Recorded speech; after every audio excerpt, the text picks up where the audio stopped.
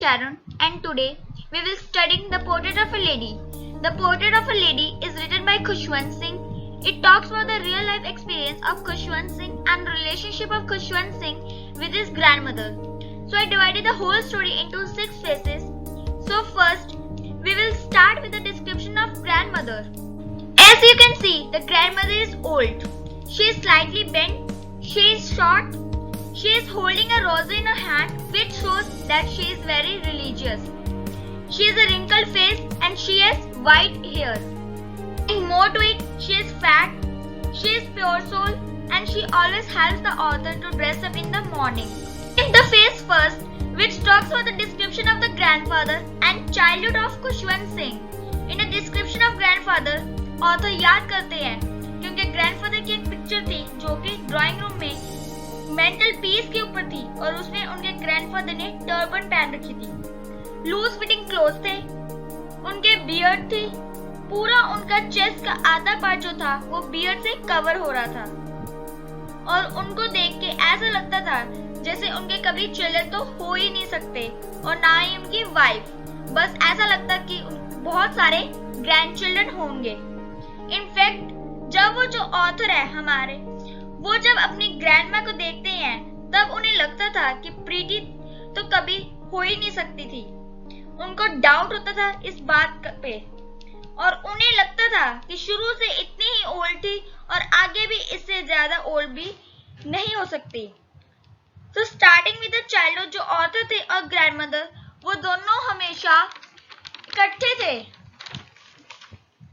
जब भी वो स्कूल जाने के लिए तैयार होते तो उनके ग्रैंडमा उनको तैयार करते थे, उनको हमेशा प्रेयर सुनाते थे ताकि ऑथर उनको याद कर सके। लेकिन ऑथर कभी याद नहीं करते थे, वो सिर्फ उनको सुनते थे क्योंकि उनको उनकी वॉइस बहुत अच्छी लगती थी अपनी ग्रैंडमा की। फिर वो उन्हें शुगर देती थी और चपातीस देती थी और वो दोनों इकट्ठे निकलते थे स्कूल के लिए। जब ऑथर स्कूल में पढ़ रहे होते थे तो उनकी ग्रैंडमा स्क्रिप्चर्स पढ़ती थी। एक साइड में एक टेम्पल था वहां पे, और रास्ते में जब वो दोनों वापस आते थे तो वो स्टील चपाती देती थी डॉग्स को और फिर वो डॉग्स जो थे वो फॉलो बैक करते थे उनको घर तक। Next phase which is the turning point in their friends. Turning point इसलिए क्योंकि वो दोनों विलेज से सिटी में शिफ्ट होते हैं। जो ऑथर के पेरेंट्स है वो वहां पर सेटल हो चुके हैं और फिर वो दोनों ग्रैंडमा और जो ऑथर है उन्हें वहां पर बुला लेते हैं अपने पास। जब वो सिटी में जाते हैं तब दोनों का सेम रूम है, लेकिन जो ऑथर है वो एक इंग्लिश स्कूल में जाते हैं और वो एक मोटर बस में जाते हैं, इसलिए ग्रैंडमा जो है वो उन्हें अकम्पनी नहीं कर पाते। लेकिन जब भी ऑथर वापस आते हैं अपने स्कूल से तो उनकी ग्रैंडमा पूछती थी कि आज तुम्हें क्या पढ़ाया गया। फिर ऑथर बताते थे कि मुझे इंग्लिश वर्ड्स, साइंस वर्ड्स जैसे Archimedes principal, law of gravity, ऐसे वर्ड्स पढ़ाते थे। अब ग्रैंडमा को इंग्लिश तो आती नहीं थी तो वो अपसेट भी हो जाती थी कि मैं उसको हेल्प नहीं कर पा रही हूँ। और दूसरा रीजन वो अपसेट इसलिए होती थी कि बच्चों को कुछ भी गॉड के बारे में नहीं बताया जा रहा। और एक और शॉक उनके लिए रेडी था, वो ये था कि जो ऑथर है उनको म्यूजिक लेसन भी सिखाए जाते थे। अब म्यूजिक लेसन जो थे वो ग्रैंडमा के अकॉर्डिंग सिर्फ बैगर्स के लिए थे या फिर हार्ड लॉर्ड्स के लिए थे, लेकिन वो जेंटलमैन के लिए नहीं थे। इससे क्या हुआ कि वो दोनों का जो डिस्टेंस था और ज्यादा बढ़ गया। डिस्टेंस इसलिए बढ़ गया क्योंकि वो लोग कम बातचीत करने लगे क्योंकि ग्रैंडमा को समझ नहीं आता था और जो ऑथर थे वो उनको अपसेट नहीं करना चाहते थे। जैसे कि आप देख सकते हैं यहाँ पर जो ग्रैंडमा है वो स्पैरोस को फीड कर रही हैं। वहां पर डॉग्स होते नहीं थे तो ग्रैंडमा जो थे वो हमेशा स्पैरोस को फीड करते थे और ये उनका सबसे हैप्पीएस्ट टाइम होता था पूरे दिन में जब वो स्पैरोस को फीड करते थे। Now comes the next phase which is the phase third, जब ऑथर यूनिवर्सिटी जाने लग जाते हैं। अब जब वो यूनिवर्सिटी जाते थे तो दोनों का कॉमन लिंक था फ्रेंडशिप का, वो स्नैप हो गया। अब जो ग्रैंडमा थी वो हमेशा लोनली रहने लगी, अपना सिर्फ व्हील स्पिन करने लगी और प्रेयर गाती रहती थी और ज्यादातर टाइम जो था वो प्रेयर्स करने में निकल जाता था। अब द नेक्स्ट फेज, जब जो ऑथर है वो अब्रॉड जाने के लिए तैयार होते हैं। अब ऑथर को 5 साल के लिए अब्रॉड जाना था तो उन्हें पता था कि ग्रैंडमा जो है वो बहुत अपसेट होने वाली है इस बात पे तो दोनों का बहुत ज्यादा अटैचमेंट था और उन्हें पता था कि जैसे ही उन्हें पता चलेगा वो बहुत अपसेट होंगे। लेकिन इससे बिल्कुल ऑपोजिट हुआ। जो ग्रैंडमा थी वो रेलवे स्टेशन खुद आई। बहुत काम, बहुत कंपोज थे वो दोनों। और जैसे ही वो वहां पर आए, उन्होंने ऑर्थर का फोरहेड किस किया और उन्होंने प्रेयर्स रिसाइट करी। और जो ऑर्थर थे वो वहां से चले गए।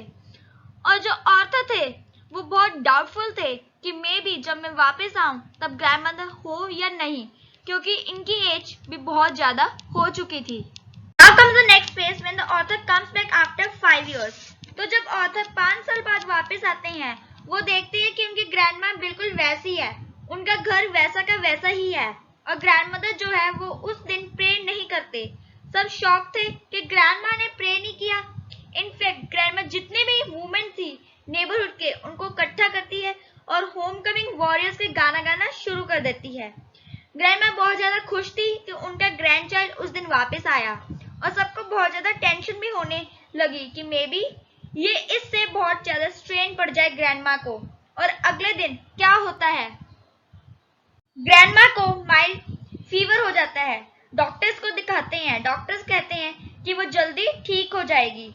लेकिन ग्रैंडमा को पता था कि ये उनकी लास्ट स्टेज है और वो अब सरवाइव नहीं करने वाले।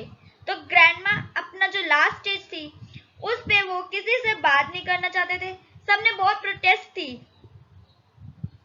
भी किया कि आप बात कीजिए हमसे, लेकिन ग्रैंडमा ने किसी से बात नहीं सुनी।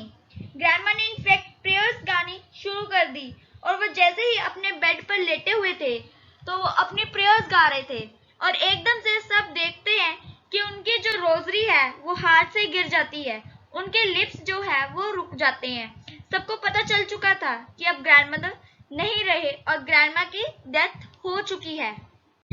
Now comes the next phase जिसमें उनका फ्यूनरल होता है।